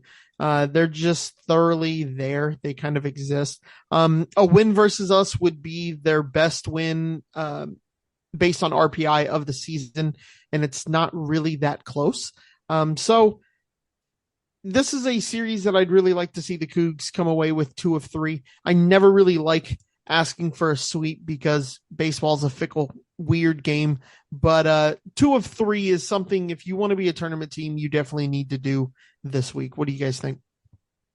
Yeah, they've only played 3 games at home this year, which I thought, I guess it makes sense. Northern Utah, late February, early March, still not exactly ideal baseball one. They swept Gonzaga, who's had good teams historically, but doesn't look to be especially good this year. I think did respectably in their really one of the longest road trips that any Big 12, I guess until the Arizona schools join next year, that a Big 12 school could possibly take, and took 1 of 3 and were competitive and was ultimately a 2-0 loss in the deciding game last week. So they did respectably there. What stood out to me is that they have 2 really strong hitters, and they're both freshmen, Kuio Aloy and Easton Jones. Coming to the week, they've both played in every BYU game. I believe they've collectively have started all but one. I think like Jones didn't start 1 game, or Aloy, one of the 2. Combined for 7 home runs, both hitting well above 300. If you want to pick nits, looking at both of them, Jones is striking out a lot, but hard to critique that much about their early resume against Division I competition, adjusting from the high school level. This just jumped out at me. Going to be a massive contrast in how aggressive these teams are in the base paths. BYU has 4 stolen bases, guys, through 14 games. The Cougs have 37 through 15. 4 different U of H players have at least as many stolen bases, if not more, than the entire BYU team. These teams have both hit for pretty good power in the early season.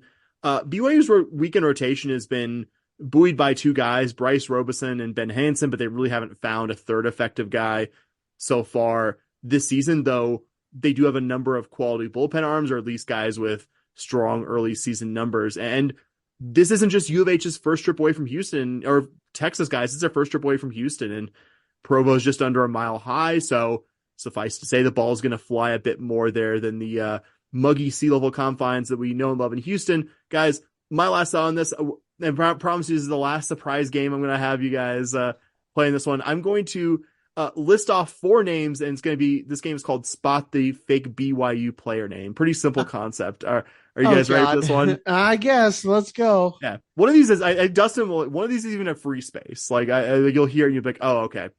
A, Bryker Herdsman. B, Hunter Kent. C, Boston Mabius. D, Chipper Beck. We're trying to find the fake one. Which one of those is the fake one? Dustin, What was the go second? ahead. What was the second name again? Hunter Kent. Hunter Kent. I think I'm going to go with Hunter. I think the Herdsman one is the one that's the free space because U of H had a Herdsman pitcher. I'll get that one. Yeah. That's Brayson Herdsman's younger brother, Bryker. So I'm going to go with Hunter Kent. Bobby. I'm going to go with A. Which one was that again? A was the Herdsman one that we know. A is Bryker Oh, yeah. Herdsman. I'll just get that. That's a real Yeah, guy. my He's the bad. younger brother of a former Cougar. Then C.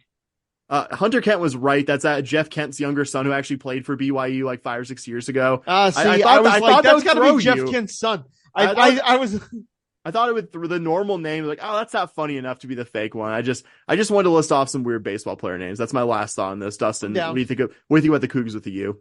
I'm excited for Houston to get to go play in one of probably it's the most beautiful backdrop for a It's game. incredible. it's that or Pepperdine, like over the Pacific or Yeah. UCSB or one of those. But yeah, I mean, BYU is picked tied for last in the Big 12 preseason poll, and I don't think that they've done a whole lot to dispel that notion, going 7-7 to this point against, a schedule with some decent teams. But I mean, they opened up their season with a win over USC, which looked like something good. USC has been awful. awful. Got the sweep over Gonzaga. Gonzaga's been awful. So not a whole lot that really jumps out at you. And you mentioned the two good freshman hitters. Outside of those two guys, though, they really don't hit well as a team. They're hitting just 252. Despite that, not really overwhelming strength of schedule that they faced.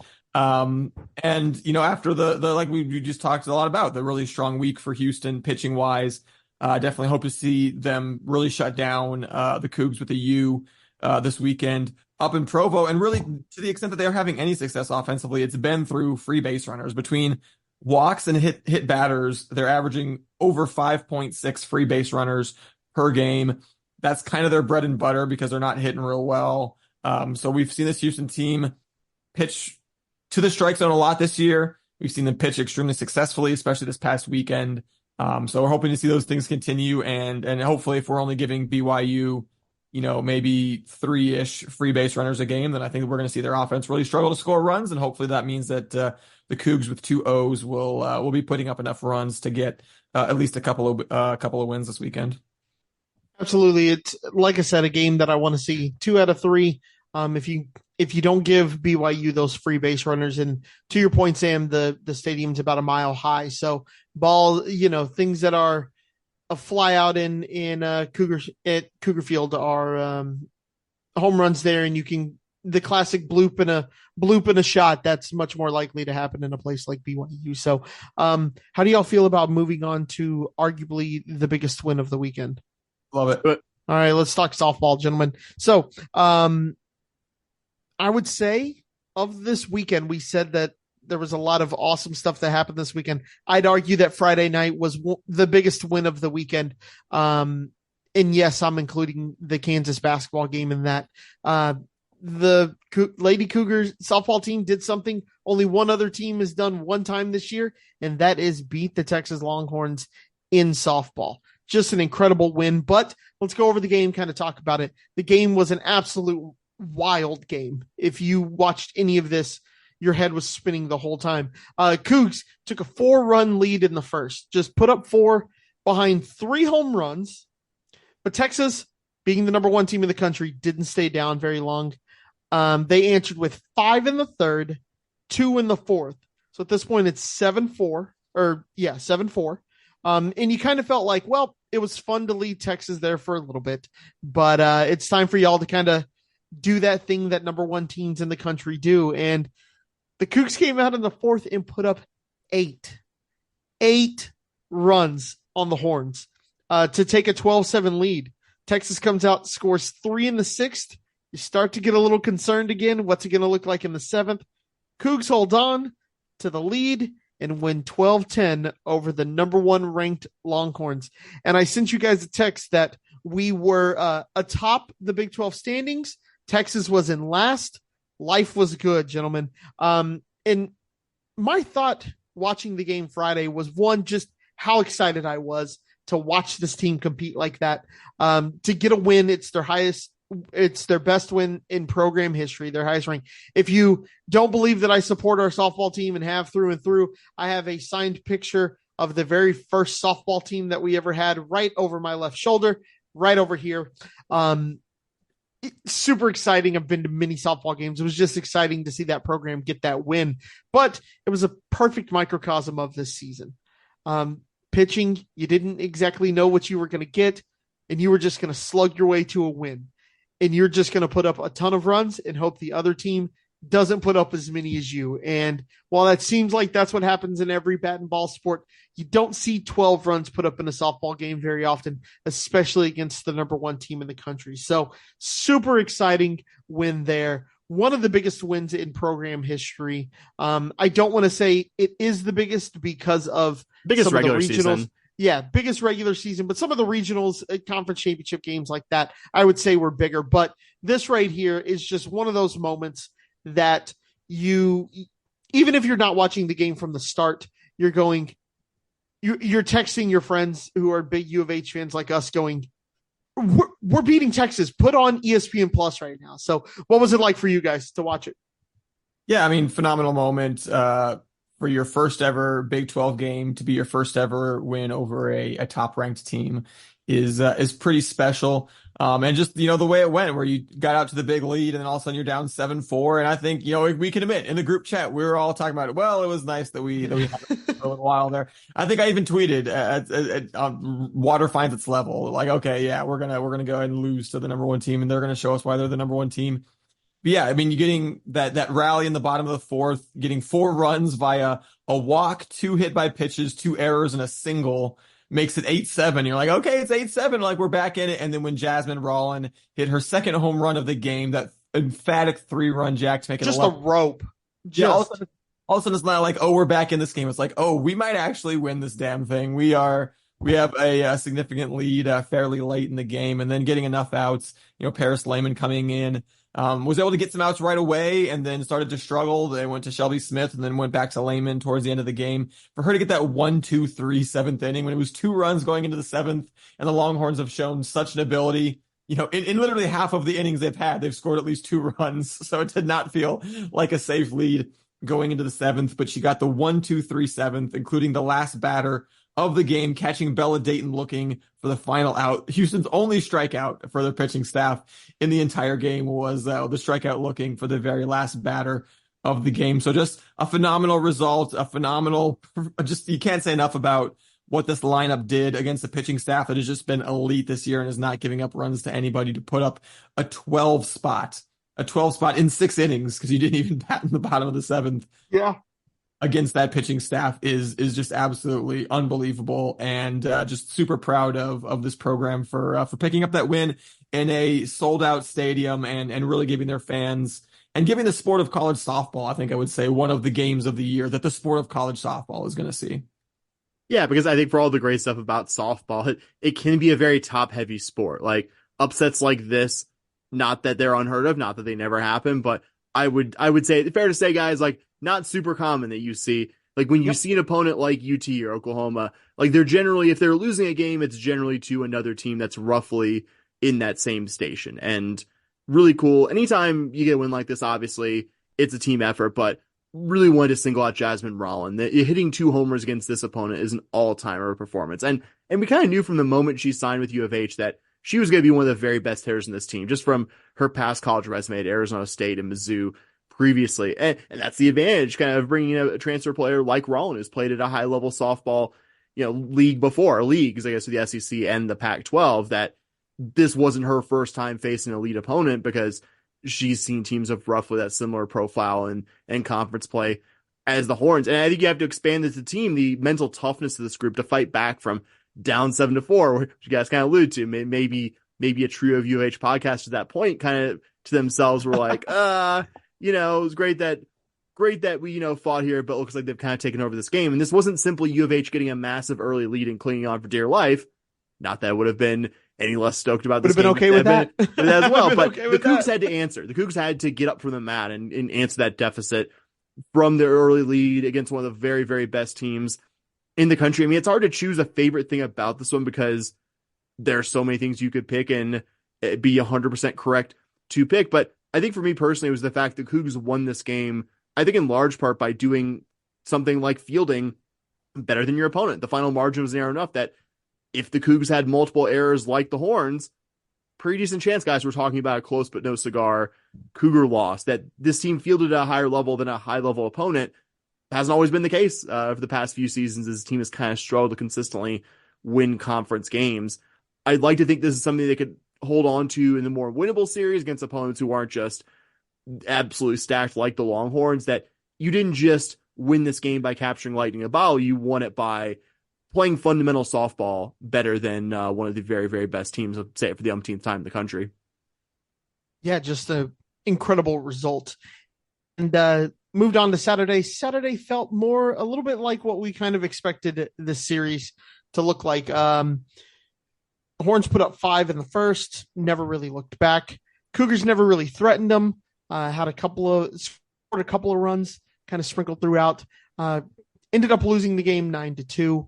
And again, this kind of felt more like what we expected this series to look like going in. So any thoughts on Saturday, gentlemen?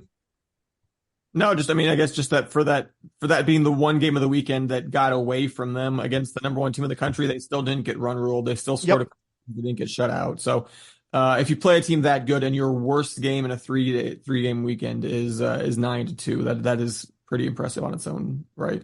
Yeah. Yep. And I was gonna say like, just, I'm not gonna say it was a lot closer than you'd think, but like the Cougs get off, maybe the Cougs have a better pitching start in this one, because a lot of the Longhorn runs were scored early in this. Like maybe if you have one more, honestly, Division I caliber pitcher, like maybe that one's more of a 4-2, 5-2 game. And it's something more similar to what you're about to talk about, Bobby, with the Sunday game. That's my only additional thought about Saturday. Yeah, and Sunday gave us another exciting game with the Cougs having a chance to win late. Fellas, we headed into the 7th, and this was a 1-inning game. It was tied up heading into the 7th, and it was your best inning versus our best inning. And sadly, the Cougs scored 2 to win the game 8-6. Cougs had a chance in the bottom of the 7th, just got a runner on and just couldn't finish it. So, gotta say, great weekend for the Cougs. Despite losing 2 of 3, it was big to win 1 and then to play a second really, really close. This really kind of gives a little bit more hope for the softball team than I would imagine we had going into the season, going into this series. Hey, so going into the bottom of the 6th in that Sunday game, Houston was trailing 6-2, and it was kind of the same thing. You're trailing by 4 late against a good team. This one's probably over. And it wasn't. Houston strung a bunch of hits together, scored 4 runs in the 6th to tie it out before, like you mentioned, the Longhorns got 2 in the top of the 7th to win it after the Cougs weren't able to match them. But yeah, we said in the preview that even winning a single game would be a major accomplishment. So doing that and then having another game come down to the final inning, obviously you'd have loved to find a way to steal the game and win the series, but still just a weekend that we're over the moon with for Houston softball for sure. Yeah, we watched that one. We watched the end of it at your place, Dustin. We were talking to ourselves in real time. It's just like, we have the tying runner at the plate here. Like I know it's, I'm not like, oh, we're about to win this game, but it's just like, we didn't think this. I think we were just like, let's just not get run ruled this weekend. That was my expectation. Like I accomplished it. I've been I think somewhat negative about softball. I don't even think I've been entirely wrong to be somewhat negative at times about softball, but I promise you, even if we gotten swept, I wouldn't have been negative. So like taking one and having one be close enough the Cougs could have conceivably got back in and won it, like that's major. Like not many teams are going to do that this year. Like the numbers be very small. It's maybe Oklahoma and Oklahoma State in conference play, maybe Baylor. Like that's it. Like I don't think anyone expected outside of maybe the U of H locker room and coaching staff for this series to be as close as it was. And that's really cool. And like you said, Bob, I think gives you hope for, not to steal your segue here, but might be a bit more of a manageable series this coming weekend. I was going to say a couple more big picture thoughts for the weekend. Houston scored 20 runs this weekend against a team that had given up 21 runs total on the season coming in. Over 19 games, Houston came 1 run short of matching that in 3 games. And then in the circle, Shelby Smith and Paris Lehman. I don't think we expected either of them to throw a complete game shutout against a team this good, and neither of them did, but both of them got you some big innings, got you some big outs, showed some good things against one of the top lineups in the country. Something that, kind of like you said, you'd like to think that they can build on as you face some of the teams in the middle and lower tiers of the Big 12. But yeah, just exciting weekend and really interesting going forward after you face, the number one team in the country. Your next three weekends are against the teams that were picked 7th, 8th, and 9th in the Big 12 preseason poll, and Houston was picked 10th dead last. So definitely the definition of kind of some more winnable series where all of a sudden your goal shifts very quickly from, hey, we'd love to maybe have a chance to even be in one of these games to like, hey, let's actually win some series and show, and actually start building a really impressive overall Big 12 campaign. Yeah, just super excited for this weekend. The Cougars are headed to Ames for a weekend slate versus the Iowa State Cyclones.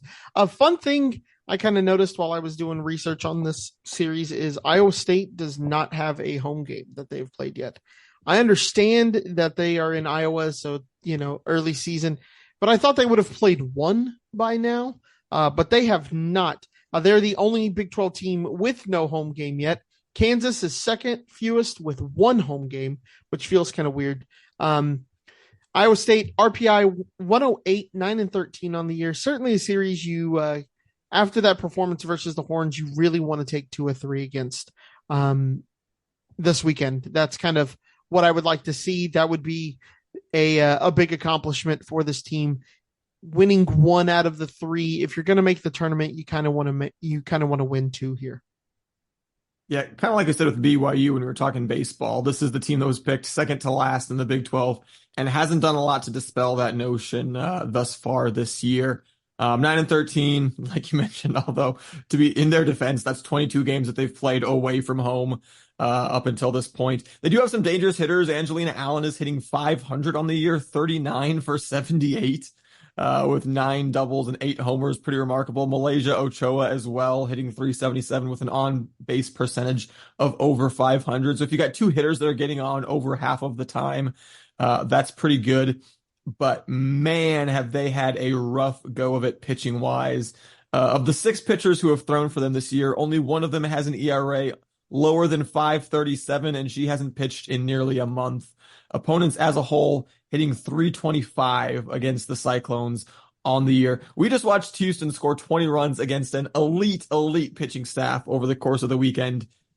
You would hope and expect that they're going to score runs in bunches in Ames this weekend. Yeah, I think the only thing that worries me is that the Cyclones do have some really good hitters in their lineup. None more so than Angelina Allen, who's hitting over 500 with 8 homers and 26, or hitting 500, with 8 homers and 26 ribbies. Absurd numbers now that we're this late into the season. Malaysia Ochoa and Olivia Wardlow are also having really strong seasons as well. And I think we don't have to pretend that U of H has answered all of its pitching questions. But yeah, like you said, Dustin, woof, that pitching staff has not been good. Yeah, and that is the Cougar softball week ahead. And looking back, we want to talk about track heading to an NCAA championship. The indoor championship event took place in Boston, I believe. And just some quick standouts for the Cougs. The women's 4x4 takes third. So third place, third in the nation.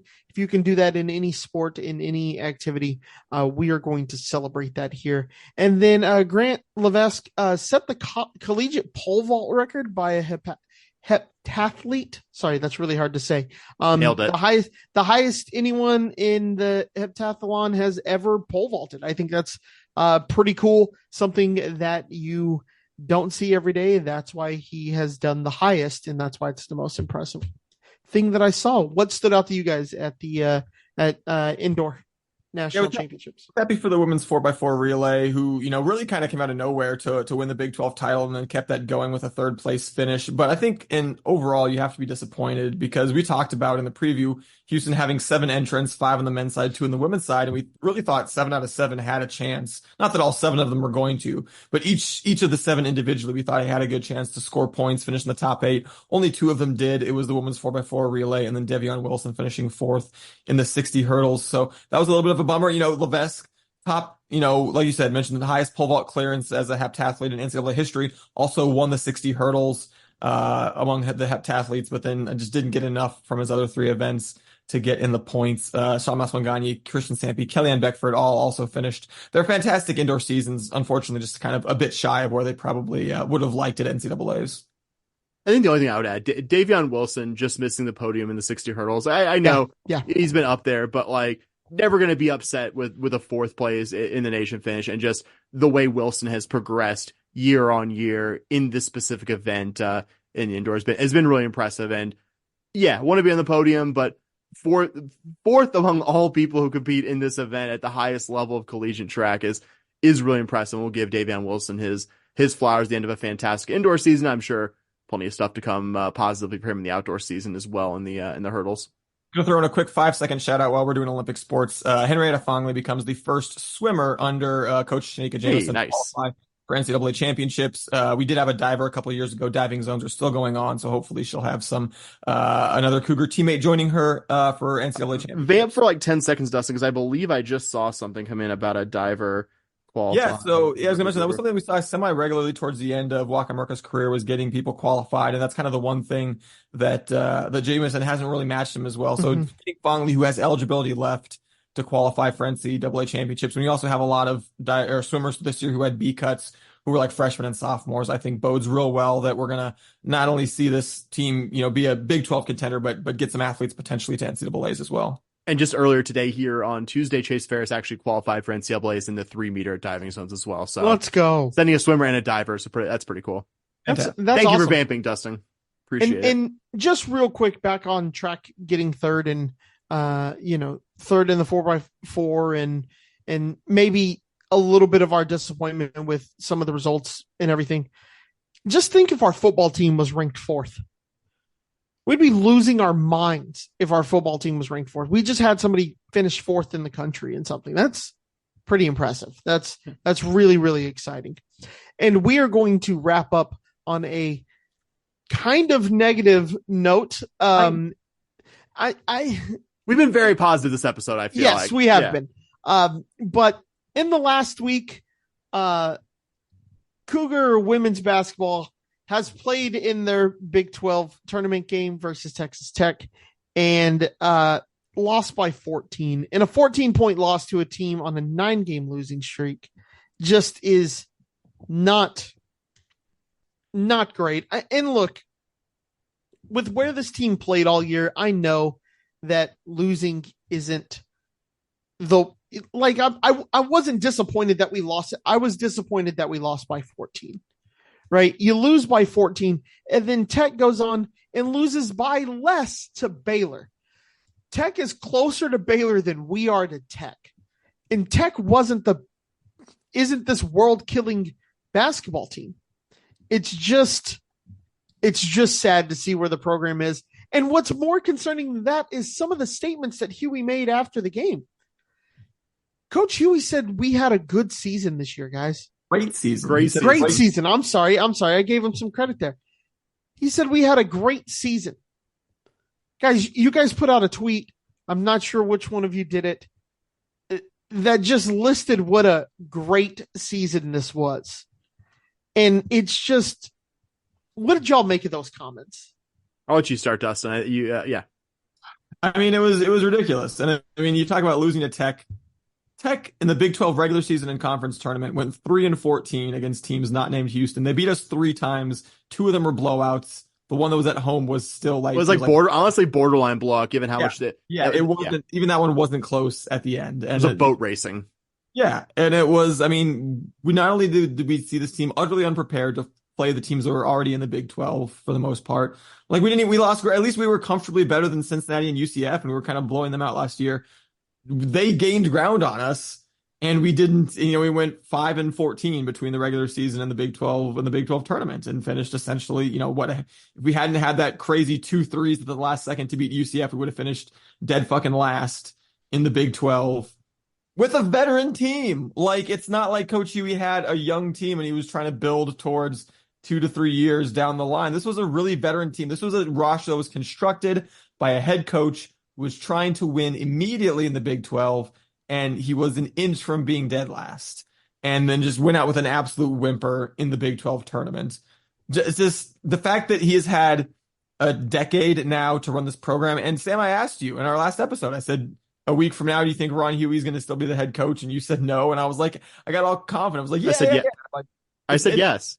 You said he would. Yes, you would. Sorry, I got those backwards. You said yes, he would be I was thinking I'd reverse the question about him getting fired. No, you said that he would still have his job. I said, I got real confident and said, no, it's a decade of nothing, a decade of 0 NCAA tournament appearances. And then you absolutely were not ready for Big 12 play. And then you're going around saying dumb shit like, oh, it's 10 times harder than I thought it was going to be. And I think we had a great season. Like, the fact How that did you not know it was going to be hard? the fact that he still has his job at this point and presumably will still have his job going into the next season is just a clear sign from Chris Pesman that he doesn't give a shit about women's basketball. He doesn't care if we win women's basketball games or not. As long as we're filling TDECU to watch the football team play, as long as we're filling the Fertitta Center to watch the men's basketball team play. Apparently, he doesn't give a shit. You don't have to do anything for a decade. You can do nothing for a decade and keep your job for a year 11. That's insulting to everyone who actually wants to see this women's basketball team do well. And, this game was such a bummer of a way for the college careers, presumably, or at least the U of H careers of athletes like Layla Blair and Britt Onyejay to potentially end them. Because, guys, I remember vividly the 2020-21 season opener against Oklahoma, Big 12 program, past and present, not future, but past and present, where the Cougs went on the road and beat a Big 12 team with those two players, each of them in their first year in the program, playing a big role in that win. 4 years later, guys, where are we? We're talking about a blowout loss to a Tech team that's certainly no better than the Oklahoma team that we beat 4 years ago. And asking the questions of where we go from here, because I haven't seen any evidence that anyone in the program or in positions to hold the program accountable think there's a problem here. And I think my expectation for this season, I would say it was probably y'all's as well, wasn't that U of H should be up with Baylor or K-State or Iowa State and the Horns and those kinds of teams. But this team was a hair's breadth so close, like you said, Dustin, a 1-point home win over the eventual dead last team, UCF, from being DFL, and, promptly exited Big 12 play by being thoroughly beaten by a team on a 9-game losing streak for the third time this year. If you want to compare U of H to the other incoming AAC programs, since he had a bad season last year in the AAC, you know what they did, guys? Novel thought here. They made a change. They hired a successful alum, Katrina Merriweather, and the Bearcats had an identical conference record to U of H in year one under Merriweather. But again, easier to stomach that when it's year one. You're building towards something here, potentially long term. Even UCF, the team that finished with an admittedly worse record than the Cougars, undeniably were more competitive against the better teams in this league, and they're only in their second season, under head coach C.D. Messer.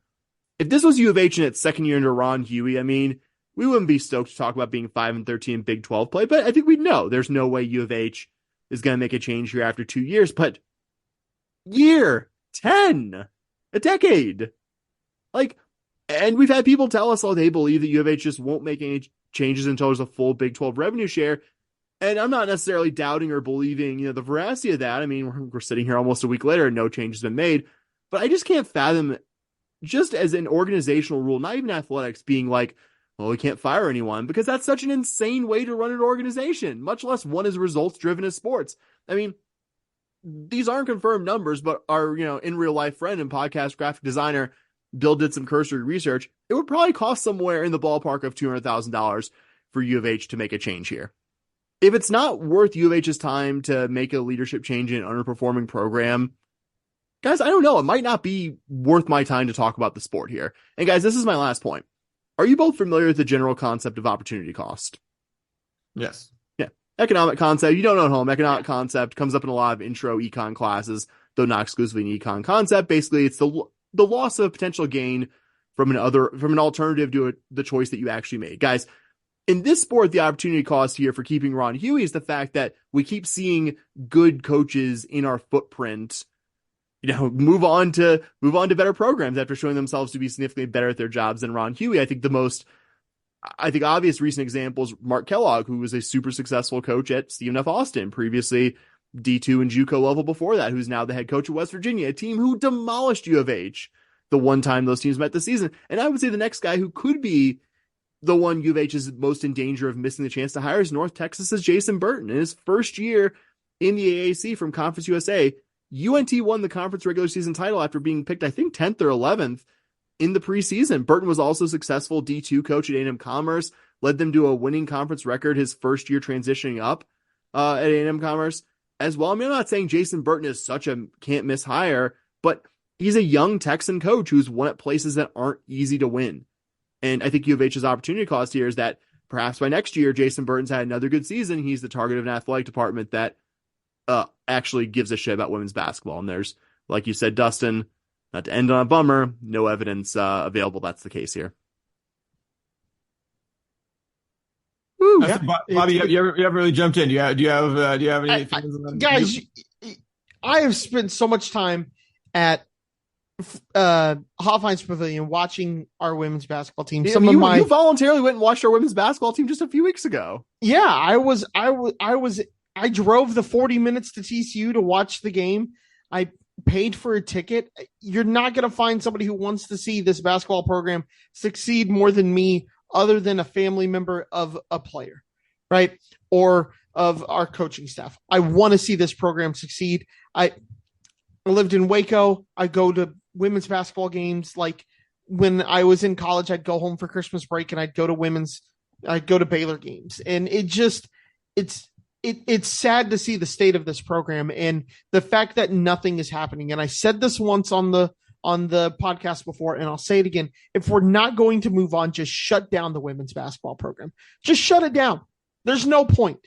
And if you're going to tell me that it's a Title IX reason, you have to have it for scholarship reasons to make sure everything matches up, then here's the thing. Give me a sport I've never seen before. I'd rather start a rowing team.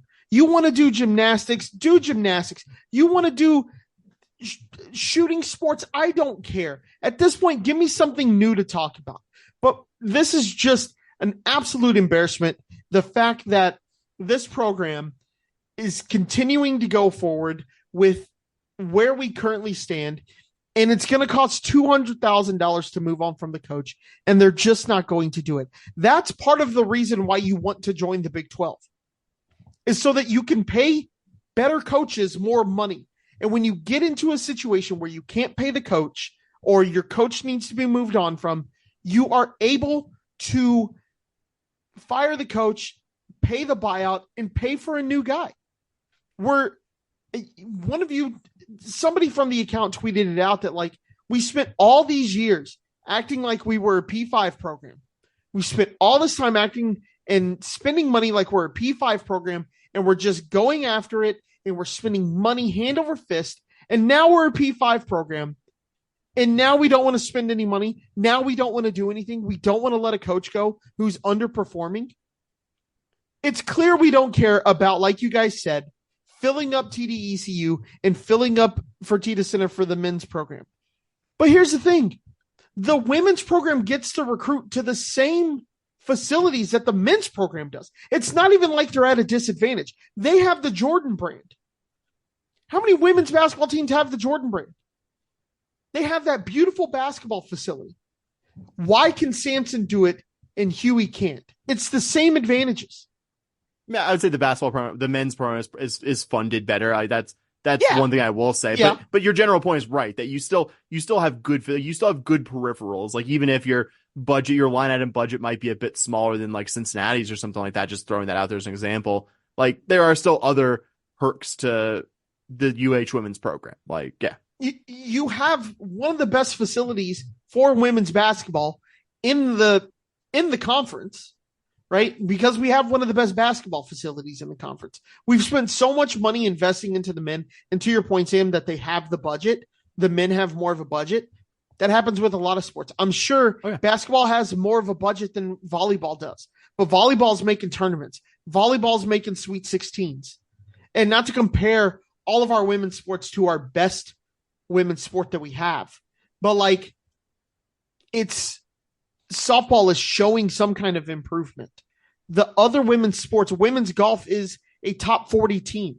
We're not talking about them on this episode, but they're a top 40 team.